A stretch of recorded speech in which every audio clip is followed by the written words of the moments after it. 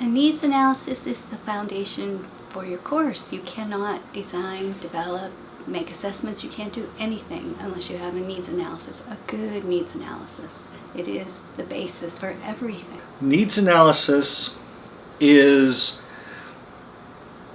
I draw the analogy to traveling. If you've got a map, that's great. But if you don't know where you're going, even the best map's not going to help you.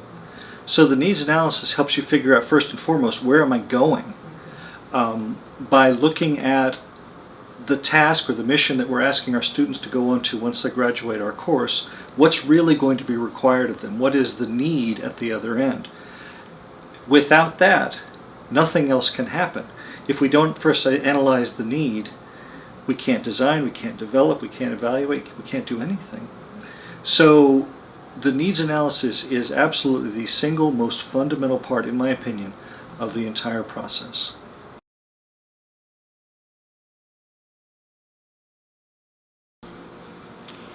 So one of the courses that I designed, we did a needs analysis for it, and actually leadership came to us and said we really need this course.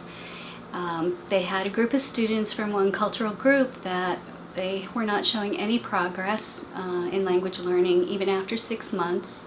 Quite a large percentage of them were on probation. There was a very big disconnect between their expectations and the schoolhouse's set of expectations. And so I got started on a needs analysis, and of course they wanted it done yesterday, so there wasn't much time.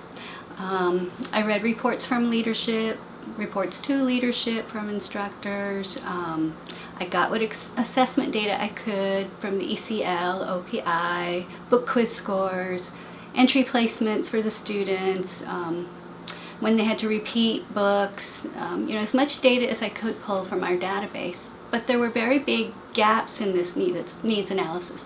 There wasn't time to contact instructors, there wasn't time to contact students, and there was disagreement amongst leadership about the objectives of this needs analysis. So that made it difficult when it came to the design. There were challenges. They wanted it done in 1 week. They wanted students' expectations reset. They wanted to see improved progress from the students.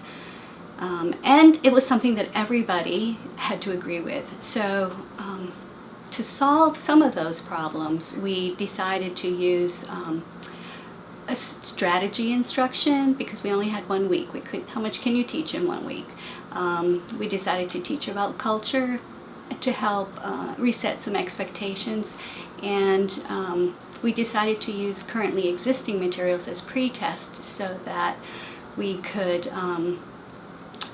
help students be aware of what they were going to be getting into.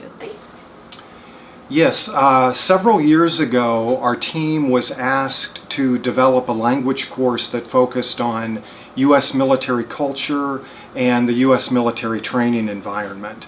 And some of you may not be aware, but in the United States, a lot of the military technical training is conducted in the southern part of the United States. The weather is good, so they can do year-round training, etc. So again, a lot of it's in the southern United States, and during our needs analysis, what we heard from the instructors is that the international students had a very difficult time understanding Southern dialect and Southern accent. So we were encouraged to build into the course practice with understanding Southern American English. Okay, it seemed like a great idea, and it was. However, the challenge was trying to find all of these language samples that we could play in the classroom to expose the students to the many varieties of Southern American English. We were able to find some Southern speakers and get them on audio tape, but we felt it really wasn't enough exposure. We wanted some really intensive practice, especially with the different varieties. So we started researching, and it took us a while, but we stumbled upon a really cool archive website called International Dialects of English Archives. and it was based at a university in Kansas. And the gentleman that basically handled this archive had collected thousands of dialects of English from all over the world, not just the American South, but from all over the world, and had categorized them and made them available online.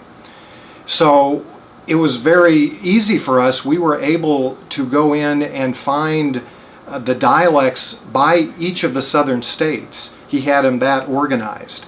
And so we pulled probably 3 or 4 dozen, and we contacted him. There was a small licensing fee, but we thought it was reasonable, and we ended up then creating language activities around these audio excerpts that really highlighted all of the different varieties of Southern American English. And what I think was really interesting about this is that in a lot of the speech samples, there was a lot of American culture that came to the surface. So we were simultaneously able to prepare the students not only for listening to Southern American English, but for understanding some of the culture of the American South. So it was a very well-received component of the course. Currently we're working on a project for explosive ordnance disposal. And when we were doing our needs analysis for that, we realized that there was going to be a big stumbling block in our needs analysis, because the students going to EOD, or explosive ordnance disposal training, are going to be working with classified material. And as a course developer at DLI, I was not allowed to view the classified material. And this was kind of a conundrum, because the feedback that we got from the instructors at following training was that the major stumbling block for the students was actually navigating the automated publication system, which is basically a database of unexploded ordnance. So we were not able to view that information.